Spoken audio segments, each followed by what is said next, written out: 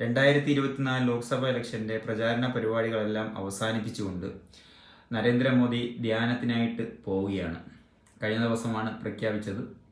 ഇതിനു മുമ്പേ പ്ലാൻ ഉണ്ടായിരിക്കും, അതെന്തോ ആവട്ടെ. ഇയാൾ ഒരു രാജ്യത്തിൻ്റെ പ്രധാനമന്ത്രിയാണോ, അതോ ഇയാൾ ഏതെങ്കിലും ഒരു ദൈവമാകാൻ വേണ്ടിയിട്ടോ അല്ലെങ്കിൽ ഏതെങ്കിലും ഒരു ശക്തിയുള്ള സ്വാമി ആവാൻ വേണ്ടിയിട്ടോ ഗുരുജി ആവാൻ വേണ്ടിയിട്ടോ ശ്രമിക്കുകയാണ് ഇയാൾ ആരാണ്? ഇയാൾ ആർക്ക് വേണ്ടിയാണ് പ്രവർത്തിക്കുന്നത്? രാജ്യം എന്ന് പറയുന്ന മതേതരത്തെ ഈ രാജ്യത്ത്, ഇന്ത്യ എന്ന് പറയുന്ന രാജ്യത്ത് ഇയാൾ എന്താണ് കാട്ടിക്കൂട്ടുന്നത്? ഇതെന്താ സ്വാമി വിവേകാനന്ദന്, അതുമില്ലെങ്കിൽ ഏതെങ്കിലും ഗുരുജിയെ? എന്തുവാണ് ഇയാൾ പ്രതിനിധാനം ചെയ്യുന്ന രാജ്യത്തിന് വേണ്ടിയിട്ട്? ഇയാളൊരു പ്രധാനമന്ത്രിയാണോ?